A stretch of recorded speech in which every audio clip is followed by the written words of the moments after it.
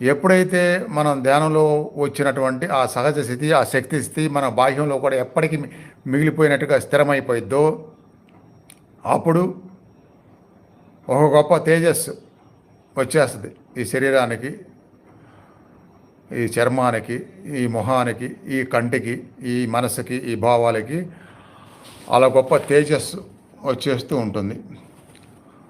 వచ్చేసి అది స్థిరమైపోతుంది. స్థిరమైపోయిన తర్వాత ఇంకా విశ్వంలో ఉన్నటువంటి ఆ బ్రహ్మ పదార్థము మనలో స్థిరమవటం మొదలైద్ది.